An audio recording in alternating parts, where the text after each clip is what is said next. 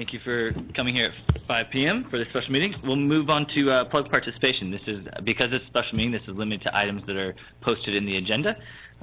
If you have some specific questions or comments about the proposal or the presentation, we'd like you to wait till that point, but now's the time to address us on any other comments.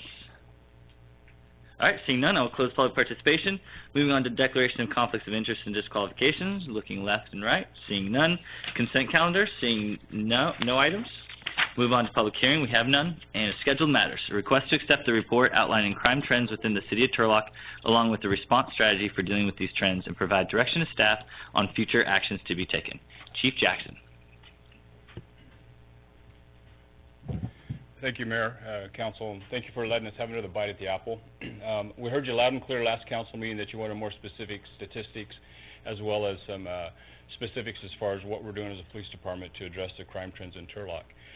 Myself, as well as many members of command staff, worked on this since that last meeting in July, and we've put together a presentation that covers what we hope is what you're looking for as far as the information. A lot of information we'll be presenting to you tonight, a short amount of time, so we're kind of going to try and be very structured. The plan is myself, Captain Williams, Lieutenant Pacheco, and Mercado, all four be speaking about different topics. And tonight, I'll start it off. Captain Williams will step in and talk about Command Central, which is an analytical tool that we use for statistical information. Don't get it confused with predictive policing. It's not a predictive tool, it's analytical, but we'll explain that more as we go on. You'll see what I mean. Also, he'll talk about Part 1 crimes, which you know is the most serious crimes we have here in town. Lieutenant Pacheco will talk about calls for service. I'll touch on social media a little bit later in the presentation. We made some modifications after this was presented. Then Lieutenant Mercado will follow that up with the rest, and also illegal nuisance behaviors. And then towards the end, I'll take on the 10 strategies that we have either in place or will shortly be implementing in the next week or two as far as strategies for crime reduction. And then we'll close it out with closing remarks, and I hope we have enough time to have some discussion and dialogue with both the council and the community if needed. So with that, I'd like to turn it over to Captain Williams for his portion. Thank you, Chief. Good evening, Mr. Mayor and council members. So tonight, my part of the presentation will focus mostly on Part 1 crimes and Command Central. So before we actually get into the Part 1 crimes, this slide is represented on this large map that during my portion of the presentation I may refer back to. So instead of trying to backtrack in the PowerPoint, we've made this slide for you. You may have seen this Part 1 crime statistic chart before. This represents 3 full calendar years of reported crimes in the city of Turlock.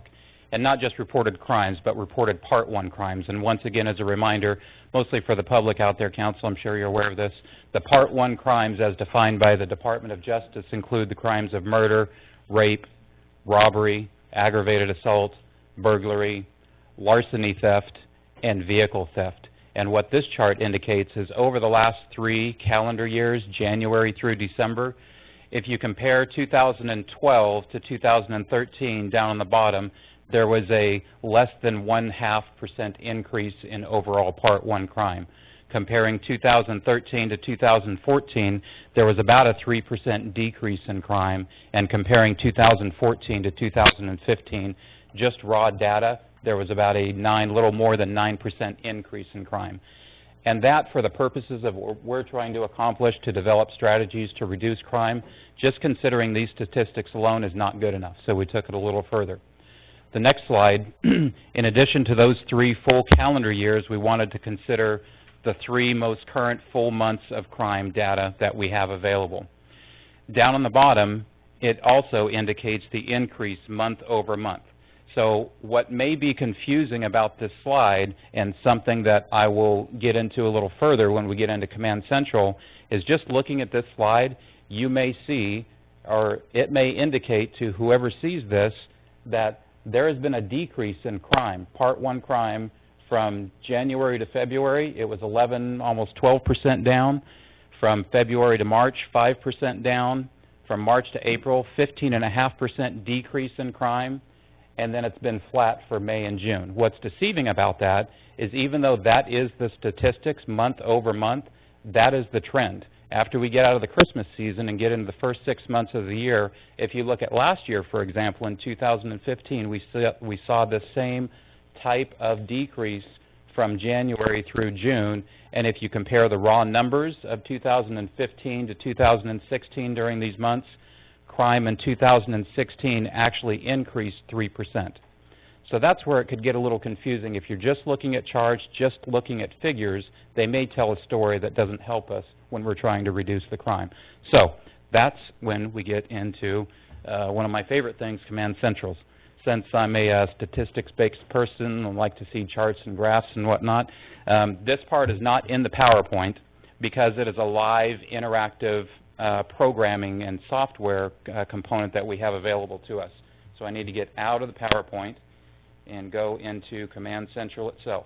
So what we wanted to do is take the top 3 Part 1 crimes, delve into those as deeply as possible so that we can determine if there's a pattern.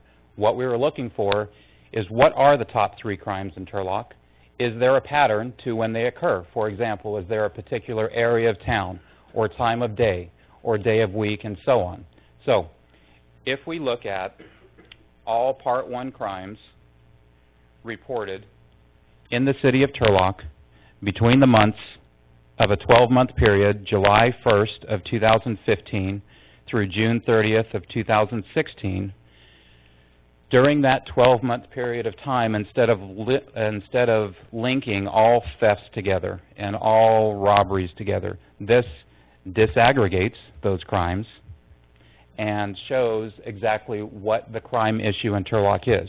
So we were able to determine, using this software, the top 3 Part 1 crimes in Turlock during that time period included auto burglary, which there were 455 of them during that time period, followed by auto theft, there were 417, and residential burglary, there were 376. So that is how we determined the top 3 Part 1 crimes during that time period. And then we dug even deeper. If you look at each one of those individually, for example, auto burglary, this shows us that for the crime of auto burglary during that 12-month period of July 1st of 15 through June 30th of 16, the most commonly reported auto burglary in terms of area of town was the 4-beat, and there were 163 of them. And the 4-beat is generally the area, this is Gear Road, and this is Hawkeye. So west of Gear Road, and, whoops, I'm sorry, the 4-beat, right? Yes. West of Gear Road, north of Hawkeye. So that's generally the most commonly reported area for auto burglary during that time period. And what this also shows is on this map, this indicates for us every single individual incident of auto burglary that occurred in town during that time period. And briefly, if you just look at this heat chart, gray indicates there were no incidents reported, and the darker the color, the more frequent the incident. So for example, there were 11 incidents reported on a Tuesday during the 1900 hour or the 7 p.m. hour. So this is just at a quick glance, you can see generally what time of day the crimes occurred in and what area of town, the 4-beat, the crimes occurred in. So that's the type of information that we use to develop our strategy, particularly for auto burglary. And then we did the same thing for vehicle theft, which was the second most common reported Part 1 crime in the city of Turlock. And this shows that there were 146 of them reported in Beat 3. Beat 3 is generally the area south of Hawkeye and the downtown area and west of Lander. So in Beat 3 was the most commonly reported area for vehicle theft during that time period. And then looking at that same heat chart, there's a little bit less of a pattern, but when we dug into it, I will show you at the end, we were actually able to determine a time of day, a day of week that crime is most commonly reported, and specifically in the 3-beat area, as I indicated on the map. And then the final crime we looked at, since we wanted to consider the top 3 Part 1 crimes that were reported during that time period, the third most common reported crime was residential burglary. And what we saw with residential burglary is it's most commonly reported 106 times in Beat 1, which is east of Gear Road in the downtown area and north of Hawkeye. Using those same heat maps, we were also able to determine a time of day and day of week. So that's the type of information that we used with Command Central as we develop our strategies to reduce each of those top 3 Part 1 crimes in the city of Turlock. So continuing on with the PowerPoint. Again, auto burglary, vehicle theft, and residential burglary is what we focused on because that's what the data in the software indicated to us were the most significant crimes. So if you look at each one individually, the crime of auto burglary was most commonly reported in Beat 4, which is again up here in this area of town. The most common occurrence was from 4 p.m. to midnight, and the most common day of the week was Monday, Wednesday, and Friday. For vehicle theft, Beat 3, which is this area of town. Most commonly reported at 8 o'clock in the morning when people are getting up and going to work, and from 9 p.m. to midnight. Most common days of the week, Sunday, Tuesday, and Wednesday. And finally, residential burglary, most commonly reported in Beat 1, which is this area of town, 7 a.m. to 10 a.m., which is when people get up and go to work, and then 5 p.m. to 9 p.m. when they come home and then leave to go out and have dinner or are gone for short periods of time during the evening. Less of a pattern on day of the week. It was pretty consistent on Monday, Tuesday, Thursday, and Friday of the week. But this is just one of the components along with what the lieutenants are going to present, again, to determine the strategies that the chief will ultimately share with you on our strategies to reduce these types of crimes. So before we move on to Lieutenant Pacheco, do you have any questions for me about Part 1 crimes or Command Central? Any questions or comments so far? No. Just one question. Yes. Right? Oh, yeah.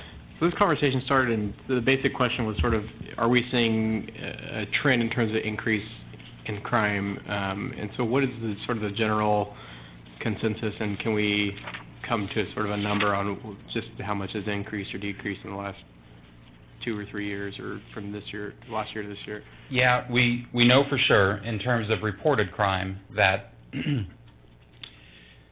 crime was up from 14 to 15, about 9%.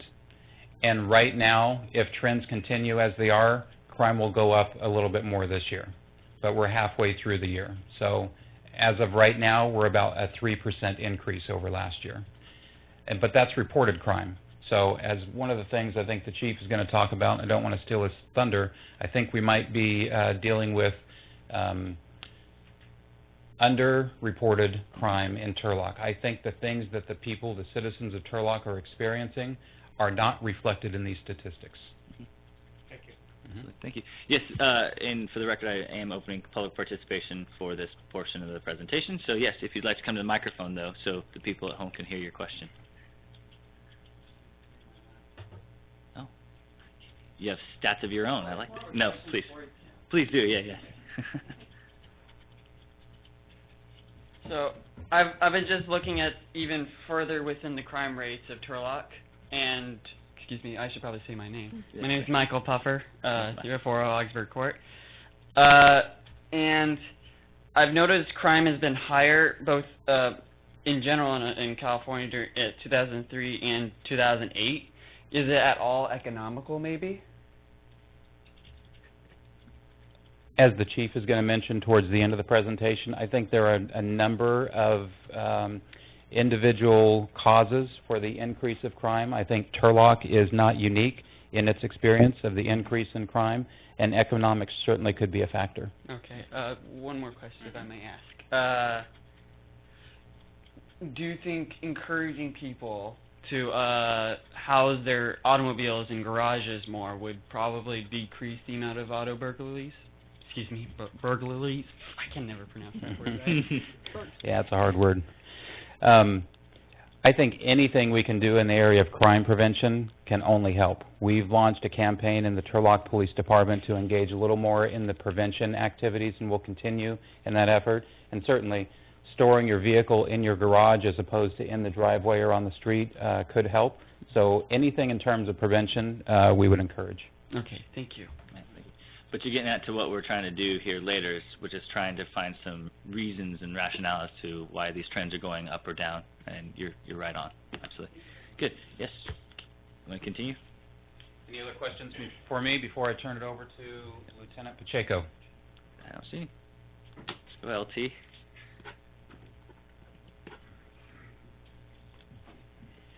Thank you, Council Mayor, for letting us talk about this. My part is going to be brief. I was tasked with looking at calls for service. So unlike just the crimes that are reported that Captain Williams spoke to you about, we kind of wanted to look at an all-encompassing strategy when we get to the chief's portion on what we're going to do about crime trends in our city. So part of that is where are our officers going? What's taking their time other than just reported calls? Every activity that a police officer does in any given shift does not necessarily result in a report logged in the system or a crime that actually was committed. So with that, we looked back at 2013, 14, and 15 and just looked at a total number of calls for service. If you look at 13, 14, and 15, they were kind of consistent, mid to high 50,000 mark. The top three in 2013 were disturbance, suspicious person, and suspicious incident. That stayed somewhat consistent for the 3 years moving forward, other than suspicious incident was taken over by another classification of disturbance. So not too much we can glean from that, other than obviously people having problems. That's where our officers are going. For self-initiated activity, for SI, we're doing traffic stops, extra patrol, and follow-up. Follow-ups can be anything from calling someone back to closing out an investigation, just something that they received on an initial call, but there's still work to do for that. Something I'd like to point out, if you look at the follow-up for 13, 14, 15, specifically in 15, it started ramping up. We had 3,800 extra patrols, in 2015, and that jumped from 2,500 the year prior, with 2,900 in 2013. And later on in the presentation, we're going to be talking about our TMC efforts and arrests regarding TMC arrests. That's in line with our efforts in that area. A lot of TMC violations or quality of life type of violations that our officers are going out on are initiated by extra patrols at our parks, schools, and other areas in town. That trend continued on into July and June of 15 and 16. So just like Captain Williams wanted to look at just not the calendar year, we wanted to go back and see a closer as real time where we stand now of our activities. And that number jumped up for extra patrol to 6,500. The suspicious person, disturbance, and disturbance verbal didn't really change, but our efforts in self-initiated activity really went up in that one realm, and they did not drop off in our other areas, including traffic stops. So what's that telling us is that our officers are logging out and doing more of those designated extra patrols in the areas that we deemed necessary to address issues here in the city. So, that's just the data portion, but we wanted to see a couple things: date, time, and area of town. We wanted to see if we're deploying our resources in such a manner that was consistent with those activities that came from the data. There was no pattern for day of the week. As you can see, there was a 2% swing at most, from 13 to 15% on these top three dispatch calls from the time frame of July 1st of 15 to June 30th of 16. So as far as what our officers are going out on, the majority of time when we get a call and they go, it's consistent throughout the week.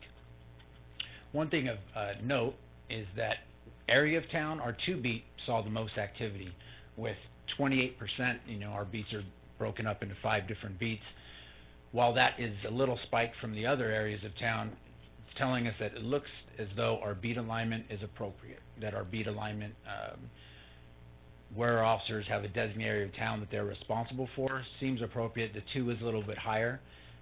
And again, this is just the top 3 calls for this last fiscal year, if you were, from 15 to 16. So our beat alignment looks healthy in that way. As far as these top three dispatch calls for this last time frame, there was no pattern other than, and this shouldn't shock anyone too much, from 2 a.m. till 10 in the morning, those calls dropped. People are sleeping, people aren't reporting as much in the middle of the night, and that's the time for our officers to go out and be proactive and to do those extra checks that they have been doing, as the stats show, at least for the last fiscal year. So again, the takeaway from this is that in our estimation and what the chief's going to be talking about, our sort of deployment strategy, our beat alignment looks good, it looks healthy, and the days of the week seem to be consistent. These are just some rudimentary graphs that show that. Again, 2% swing for days of the week, no real patterning to take from that. And that our 2-beat was the highest of all our beats, but again, that's not so out of whack that we, at this point, need to look at, in our opinion, the beats being restructured, although moving forward, that's always something that can be changed. One thing that we need to look at in the future, and this would be under opportunity section, would be officer availability time. While it might sound simple to people, capturing that data of what our officers have in availability time would be crucial to see how much free time they actually do have. So that's something we want to get to in talking about it with command staff. If we were to implement that as we sit today, we feel as though that data would not be accurate. There's a couple things there. The technology with the RMS system we have, but also a lot of it has to do with human input. If an officer gets dispatched to a call and they don't put an on-scene, that would skew the numbers. When they're doing those extra checks, if they're not putting themselves out and doing those proactive, self-directed patrol functions, that would show as free available time, that it should not be. So before we start running that report and looking into the system on the most accurate way to do that, we at the department need to establish that practice, of ensuring that all our officers from top to bottom are logging their times appropriately, so that we don't come up with a number that would look either good or bad, but it's not accurate. So operationally, that's something we're looking into. So again, my part was brief in this, but we just wanted to show that we're looking at it from multiple areas, and this would be where our officers being dispatched to and spending their time. So if there's any questions at this point. Any questions for the Lieutenant? No. Very good. Thank you so much. Thank you. So with that, I'll pass it off to Lieutenant Mercado. Good evening, Mayor, Vice Mayor, Council. Unlike Captain Williams, I didn't have the luxury of having a software that will analyze illegal nuisance behavior for arrest.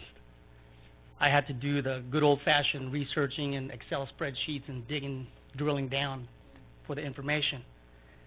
So as a follow-up with Lieutenant Pacheco and Captain Williams, anytime we respond to calls for service or we take reports, anytime we initiate an activity, consequently we'll make some arrests. My part in this is I wanted to make sure that we are in line with what's being presented here today and to see where the trends are. What I was tasked to do is look at calendar years 2013, 2014, 15, and fiscal year July 2015 and June 2016. I needed to determine the total number of adult arrest charges or violations. This is not the same as the number of people arrested. In other words, one person can have multiple charges. What I was interested in being able to present to you is what are those violations. I needed to identify the common adult arrest charges or violations, identify the common TMC violations or illegal nuisance behaviors, and determine the top three for each of those periods, the time of day, the day of the week, and the common location and hotspots. Lots of numbers, like I said. I had to plug all this in manually. I'm going to focus on the adult arrest with this particular chart. What I want you to focus on in this particular chart is, if you notice on the section, the second line, it says all other offenses. For 2013, there's 3,387. 2014, there's 2,985.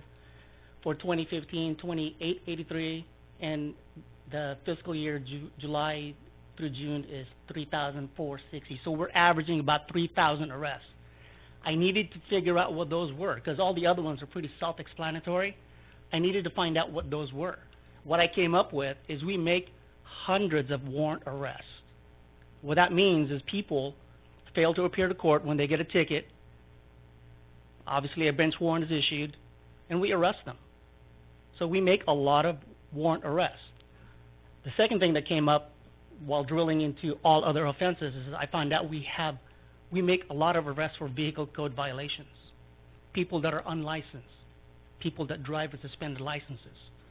But that's pretty easy. That's pretty easy information to glean on.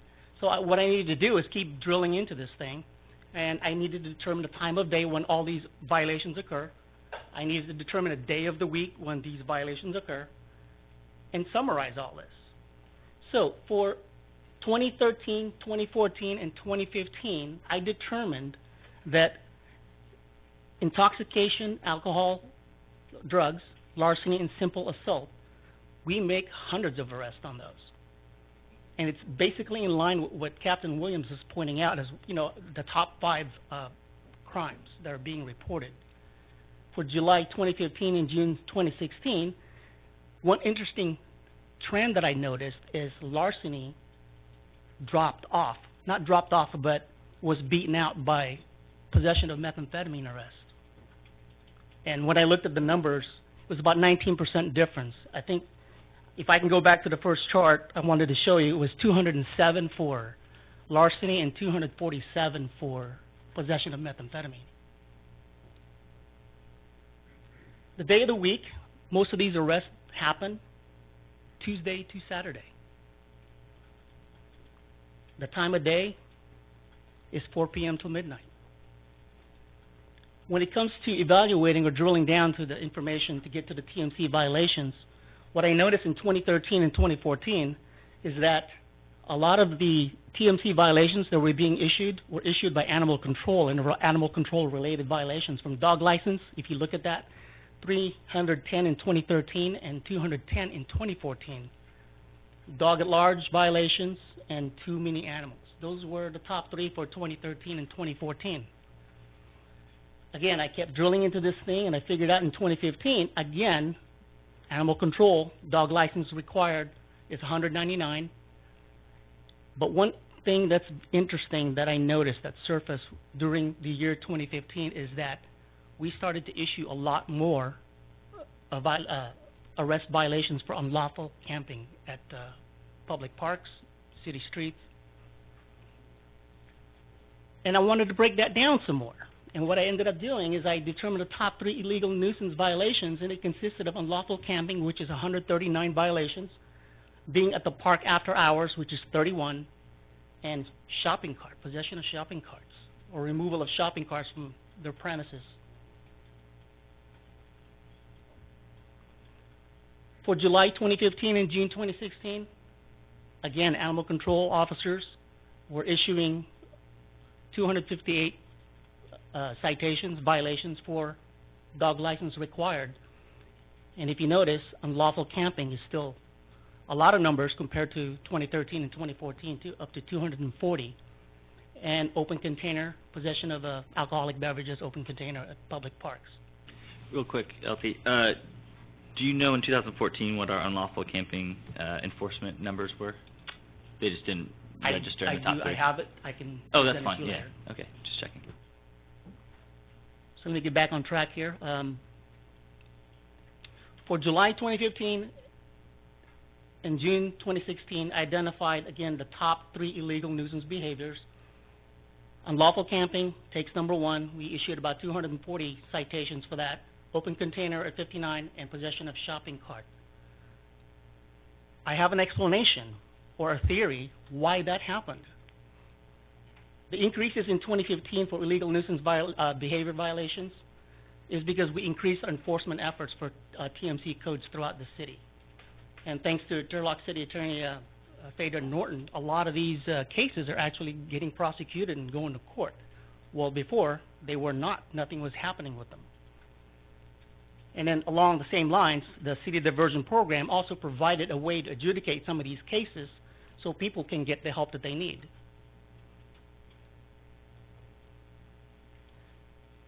So in summary of the TMC violations for all periods, the day of the week they're most common is basically Monday through Friday. There really isn't a discernible pattern, but Monday through Friday it's pretty busy. The time of day, 9 a.m. to midnight. Officers are consistently out there issuing citations for, you know, a lot of the TMC violations. And this may come as a surprise to all of you, but the top 3 common locations for a lot of these TMC violations involve Denier Park, Broadway Park, and Central Park. That's where we focus a lot of our enforcement on. So in conclusion, what I needed to do is I needed to make sure that we are on the right track here. So I've determined that officers continually make arrests during calls for service or via self-initiated activities. And our officers are very familiar where the hotspots are. They go to where they can arrest and cite people for violations. So on that note, I would like to pass it on to Chief Jackson so he can cover the 10 strategies that we have for crime reduction, unless anybody have questions. Any questions or comments for the Lieutenant? Thank you. All right, thank you.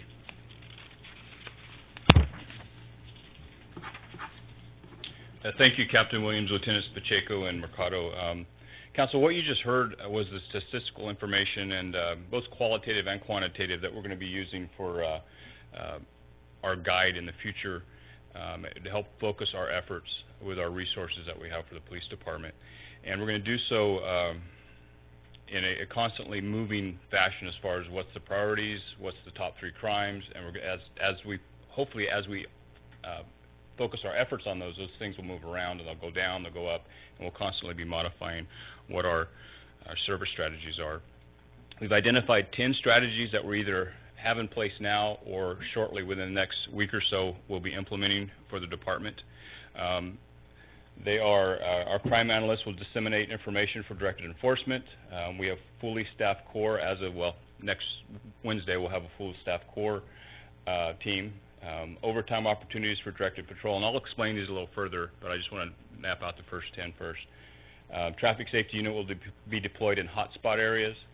Detectives will work with probation on compliance checks. We'll deploy our bicycle and trike patrol in parks and other areas.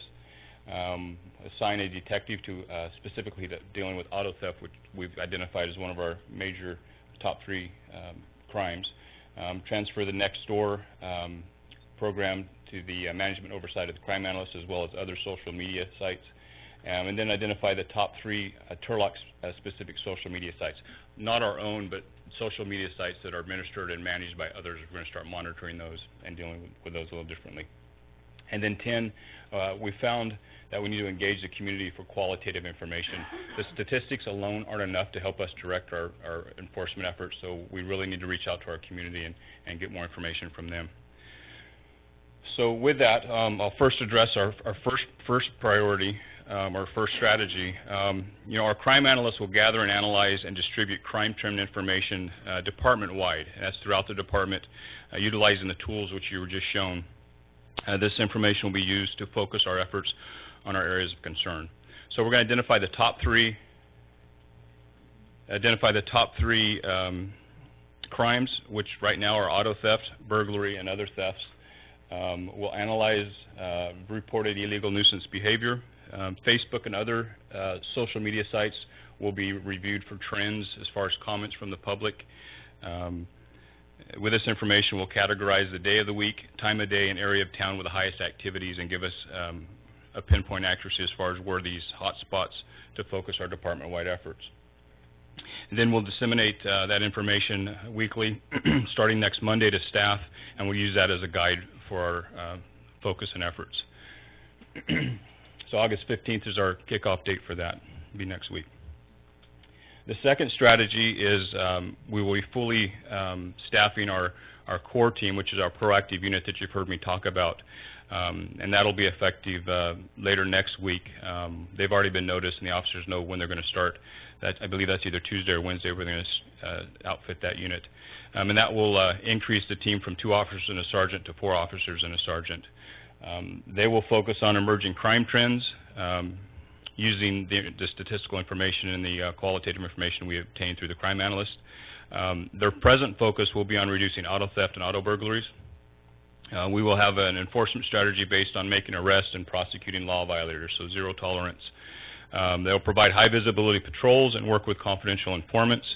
The focus will also be on those known to be responsible for crimes in the past. So if it's auto theft, and we know that there's an auto theft person that's been arrested many times in our community, they'll focus their efforts on that person to see if they might be reoffending. And that'll be done through compliance checks, through probation, and parole as well. And then we're also going to network with outside agencies such as StanCat, which is our auto theft task force in our region, as well as a proactive unit for the Sheriff's Department, which is staying, and then also the gang task force out of Modesto. So in addition to that, they'll conduct crime-specific bait or undercover operations, so it's not just uniform. They'll have multiple abilities as far as what they think might work for the current trend at the time, and they'll be able to move around in different strategies. Like I said, it's later next week when this is going to be fully implemented, and we're looking forward to see how that progresses. The third strategy is taking the information that we have, I'll just do it this way, taking the information that we've developed through the analytical work that our crime analyst is doing. We're going to focus specific overtime strategies directed to hot spots, hot days, hot beat areas, and we're going to use that information with 3 or 4 officers. They may augment corps, they may be on their own. At first, we're going to do it as a volunteer basis for staff. If that's not met, we're going to actually look into mandating overtime, which we prefer not to and hopefully won't have to. Multiple different strategies. They can work in an undercover capacity, bike patrol, and non-traditional policing methods, but also including high visibility patrols. So they may just saturate an area that we know during this time on Thursday, potential for a crime is going to occur here, and they'll be in that area. Again, zero tolerance. They'll also be working with probation and parole with compliance checks, focusing on those that are most likely to reoffend in those areas. And like I said, you'll see this theme throughout tonight, directed enforcement based on crime analyst information. And that's really the best way for us to use our resources in the most effective way. And we're hoping to kick this off by September 1st and start really strategizing on the best way to use overtime in an effective manner. So the fourth strategy is our traffic safety unit. They're really busy right now with the schools coming back into play, but we're also going to give them the information as far as analytical stuff, as far as crime trends.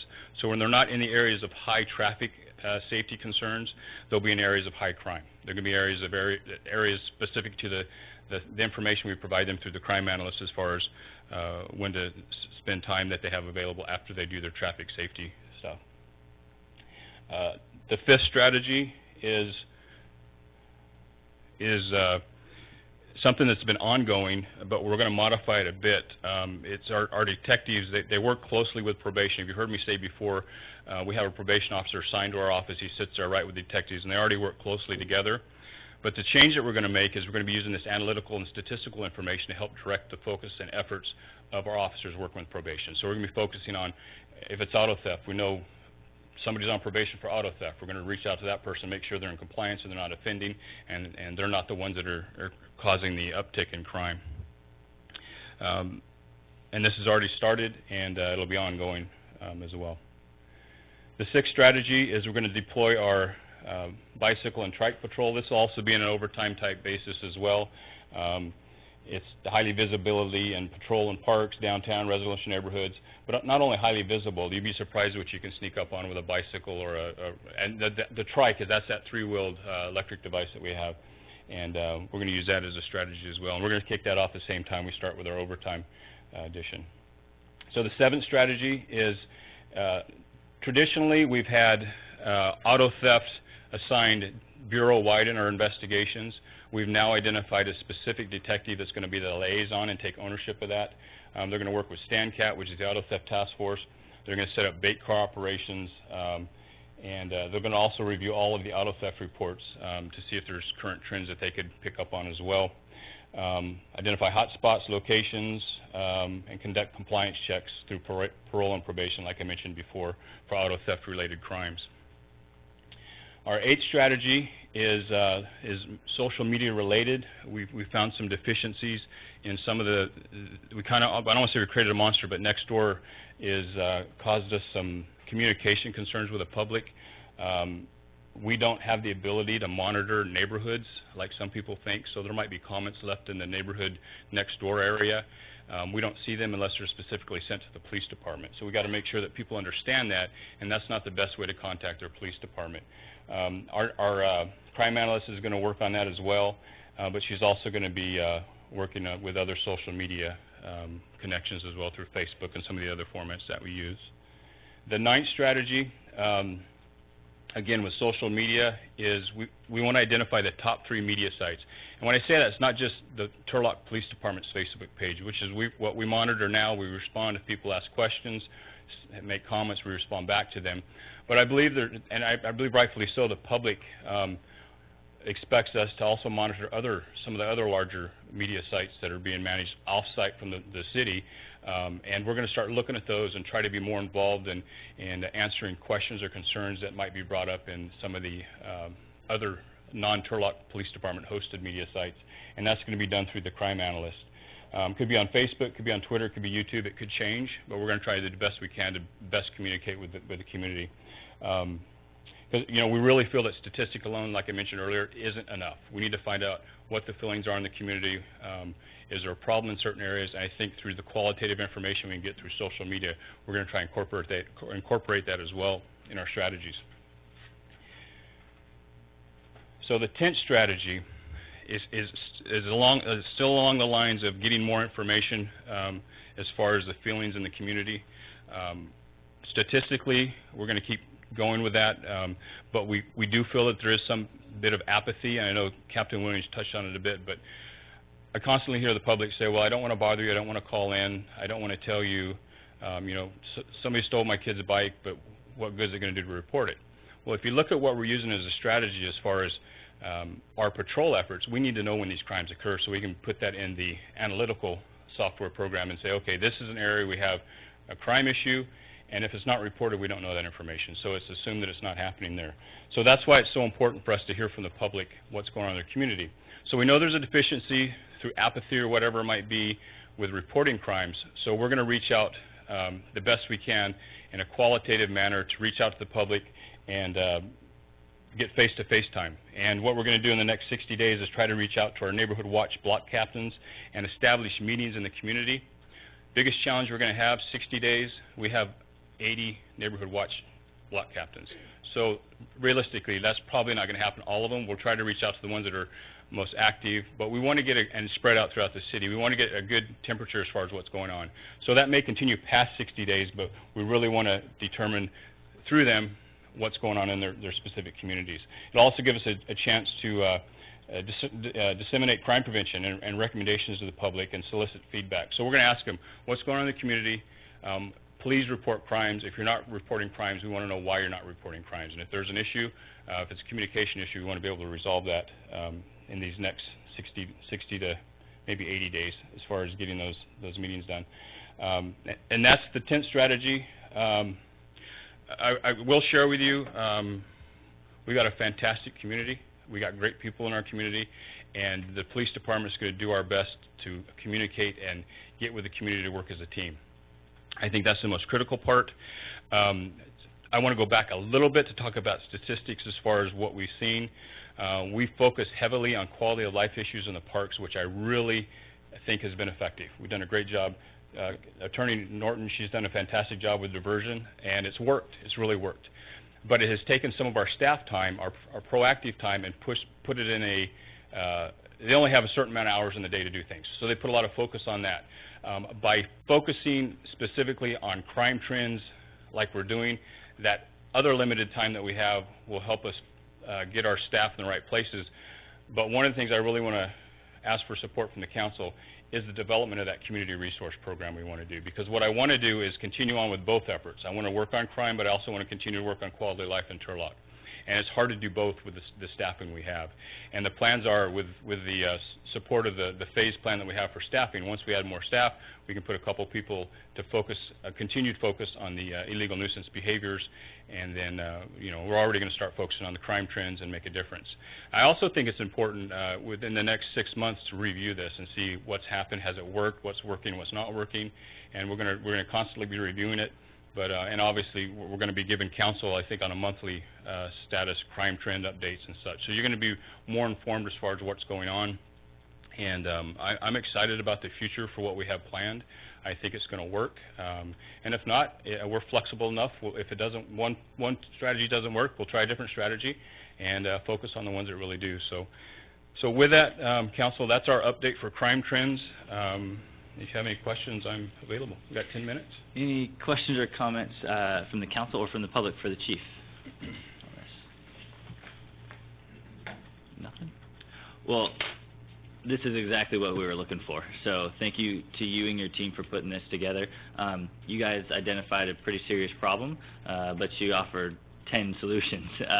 And I know that that's not going to happen overnight, but when we see a 9% increase in crimes, we want to know, what does that look like? Let's disaggregate that, understand it, what's in our control, what's not in our control, to be strategic. And I think that the reason we wanted to have this workshop and really look at what the stats are telling us and the trends are telling us is that we can help you be more strategic, right?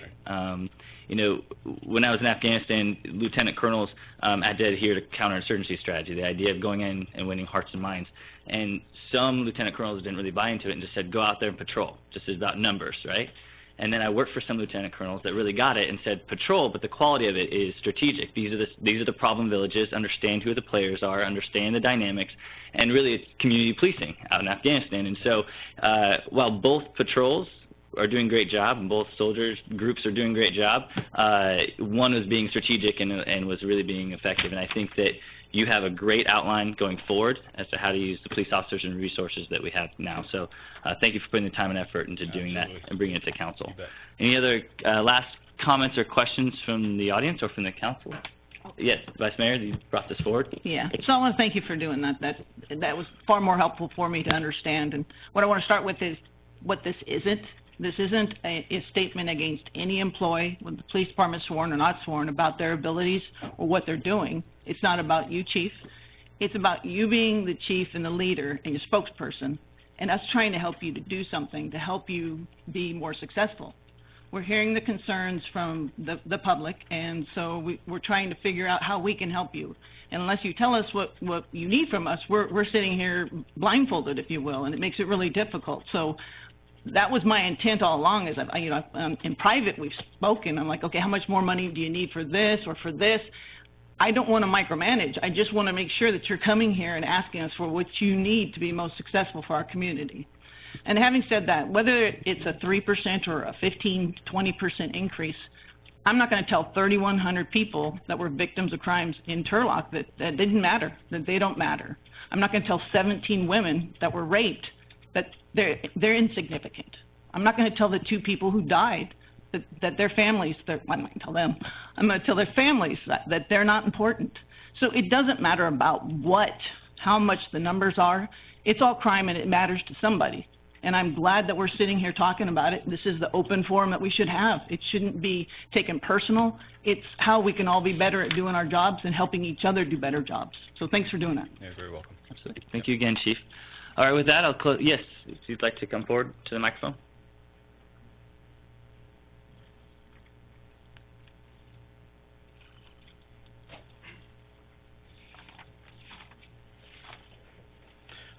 Hi, my name is Gabriel Bolton, and the last time I was up there, you're supposed to tell your address, but I live in Turlock. First of all, coming to this really gives me a lot of confidence in not only what you guys are doing as a council, but what our law enforcement is doing, and I really appreciate all the efforts that are being made. I've lived in Turlock for about 12 years, lived and worked here, and me and my family, we feel really blessed to raise our kids here. It's a great community. But a couple of years ago, we moved to what I think is a really nice neighborhood here in Turlock. And until about a month ago, we live on a nice cul-de-sac, and there's about 9 families there. And one house is basically, for lack of a better term, a drug house. And there are 10 kids that live on our court. And on a pretty much daily basis, there was traffic day and night to this one house. And over the last few months, there was pretty much on a daily basis police officers on our court doing the best they could to deal with what I would imagine these are kind of nuisance crimes to some degree. I don't know exactly the categories, but and things like, you know, all of our packages being stolen off our front door, and then things as serious as finding hypodermic needles on our court, you know, where a 10-year-old boy picks it up and finds it and wants to know what this is, you know, and so I think having come here tonight, I'm really have a much better perspective on what everybody on the council is doing. Certainly have a great appreciation and perspective for what everybody in law enforcement is doing. And I would really just encourage those of you guys on the council to give our law enforcement the resources they need. When the chief says, we're not really able to monitor next door, well, I'm never on there, but I get the emails all the time, and my wife is on there, and I can tell you that is a highly used way of communicating issues in communities. And if they don't have the resources to monitor that, then we need to give them the resources to monitor that. And if they need other resources, this is the basic function of government, which is to keep our citizens and our community and especially our children safe. And I would encourage everybody on the council to support our law enforcement, the great work they're doing, and make sure they have the resources to do it. Absolutely. Thank you so much. Absolutely. Chief, if you want to, yeah. And also, one of the LTs wants to get his information as well. Sir, thank you for your comments. I do want to touch a little bit more next door. It was brought up again. The next door issues isn't so much with resources, it's with privacy settings within that actual system. So next door doesn't allow us to monitor neighborhoods. It's a setting they have. So the public obviously the public doesn't know that, and it's not that we don't want to see it, but I think it's a privacy setting that's set up through them. That's designed for the community to talk. So if you use Nextdoor and you have information you want to get to us, reach out to us. There's an ability for you to email or send copies or whatever it might be to contact us. So I just wanted the public to know that it's not something that we don't have the resources to monitor it. It's the fact that Nextdoor doesn't allow us to. All right. Thank you. Yes, Councilman DeHart. Thanks, Mayor. Chief, real quick, is there a published email address? You just mentioned one as far as communicating directly with the police department. Do you have that right off the top of your head that we could write down? And I don't have it off the top. Does anybody know what our email address is for contact for the PIO or the crime analyst? How about for the next meeting? Yeah, you can definitely put give it that in for an so update. people staying tuned, you absolutely. can bring Yeah, that up. and not only that, Councilman DeHart, we'll give other ways of contacting us as well. We have Twitter, we have all kinds of different, but we want to make sure that they know the best way too. And if there's an emergency, please don't use social media. Call 911. That's the best way to get us out there. Thank you, Chief. On that note, if there's no more comments or questions, we'll end this matter. Thank you again to your whole entire team for going through this data and really giving us that perspective. Again, it's not just about the stats, it's also about the qualitative examples, and that's what you're going out to gather. So thank you guys so much for putting that time and effort into it. All right, moving on, closed session action. Oh, absolutely. Exactly. Do I have a motion to accept the report outlining crime trends within the city of Turlock? So moved. So we have a motion by Vice Mayor Bulak, seconded by Councilman DeHart. Clerk, please read back the motion and call the roll. Accepting the report outlining crime trends within the city of Turlock, along with the response strategy for dealing with these trends and providing direction to staff on future actions to be taken. That is it. Please call the roll. Councilmember DeHart? yes. Councilmember Nascimento? Yes. Councilmember Bublak? Yes. Councilmember Jacobs? Yes. Mayor Soisek? Yes, motion carries 5-0. I apologize. I thought that was a staff update. Anyways, moving on to closed session items. I don't believe have time for this, but we just had these on the agenda in case we did. We were going to go into closed session, so we will not be going to those items. Do I have a motion for adjournment? So moved. Do I have a second? Okay. All right, I have a motion by Councilmember Nascimento, second by Councilmember DeHart. All those in favor say aye. Aye. We are adjourned, and we will come back in 5 minutes for a regularly scheduled meeting. Thank you.